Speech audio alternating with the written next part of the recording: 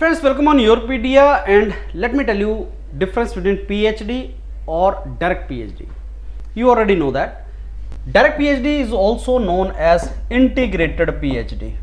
So what is the difference between the two? PhD is done after masters. If you have masters and then you are going for PhD, it is called PhD. What is direct PhD?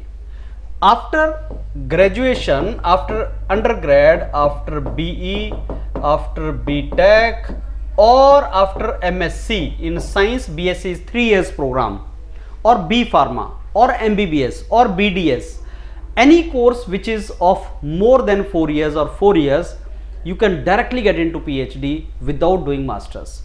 Then sir, why you are saying MSc not BSc? Because in India BSc is of 3 years. And similarly, instead of MCA, BCA, it is MCA. So who is eligible for direct PhD in US? BTech, BE, B Pharma, BDS, MBBS, MSc, MCA, they are eligible. MA also, MA, Master of Arts. Why not BA? Why not BSc? Why not BCA? Because BA, BSc, BCA, these are 3 years program. So 3 years के बाद आप eligible नहीं हैं direct PhD के लिए.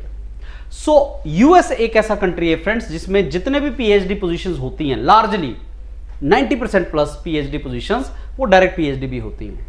PhD में आपको 4-4.5 साल लगता है और डायरेक्ट पीएचडी में आपको 5-5.5 साल लगते हैं. स्कॉलरशिप सेम है. अब इंडियन स्टूडेंट्स को डायरेक्ट पीएचडी के लिए क्यों जाना चाहिए? उसका एक सबसे बड़ा रीजन, अनलाइक इंडिया, पीएचडी के बाद जॉब अपॉर्चुनिटीज बहुत अच्छी होती हैं यूएस के अंदर. पीएचडी के बाद आपको जो सैलरी मिलती है वो डबल होगी after MS. Number 2, growth opportunity हर बार बढ़ती जाएगी. नंबर 3, आप हाईली स्किल्ड होते तो आप इमिग्रेंट हैं, हाईली स्किल्ड होते हैं and you are valued in that country. उसके बाद आपको वहां पे स्टेबिलिटी ज्यादा मिलती है, बिकॉज जब भी कुछ ऐसा होगा, जैसे कोई गवर्नमेंट आई उसने बोला इमिग्रेंट्स नहीं चाहिए, जो भी है, पीएचडी के बाद स्टेबिलिटी बहुत ज्यादा है because you are working in R&D. तो नटशेल में ये है कि पीएचडी के बाद करियर बहुत अच्छा है, स्टेबिलिटी बहुत अच्छी है, परमानेंस बहुत अच्छा है, जिसको परमानेंट रेजिडेंसी वगैरह बोलते हैं. कई कंट्री वो पीएचडी के बेस पे दे देती हैं. These are the benefits. लेकिन मेरे को सर रिसर्च में इंटरेस्ट नहीं है, मैं पीएचडी क्यों करूं? अरे किसी भी कंपनी के अंदर रिसर्च का मतलब समझो क्या होता है. किसी भी कंपनी के अंदर जो टॉप सीईओज हैं यूएस वगैरह के अंदर, वो लार्जली पीएचडीज होते हैं because they are using their brain. Research is using your brain, thinking innovative. I have done my PhD. I am not basically publishing any research work. I am running my entrepreneurships, companies. I am running my companies. But दिमाग तो उसके लिए भी चाहिए. उसके लिए भी आप AI यूज करना पड़ता है, उसके लिए भी आपको बहुत कुछ करना पड़ता है. तो PhD में आप वो चीजें सीखते हो. You become asset for any company अगर आप ढंग से PhD करते हो.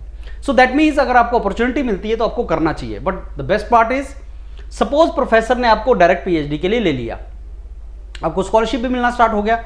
$2,800 आपको स्कॉलरशिप मिलना स्टार्ट हो गया.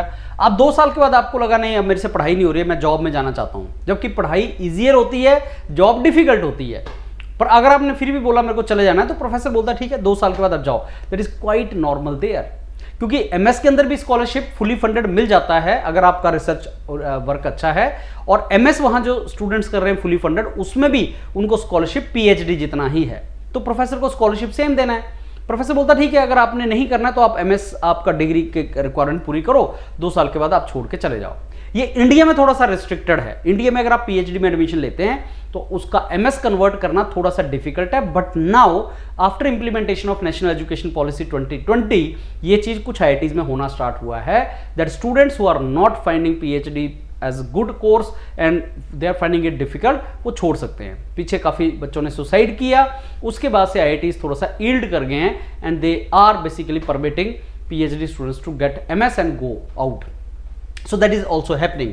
सो फ्रेंड्स, अगर आप यूएस टारगेट कर रहे हैं, और एक और बात बता दूं, यूएस में आपको पीएचडी या डायरेक्ट पीएचडी एडमिशन के लिए रिसर्च पब्लिकेशन नहीं चाहिए, आपका रिसर्च वर्क चाहिए. सो अगर आप यूएस टारगेट कर रहे हैं तो प्लीज टारगेट दिस वे.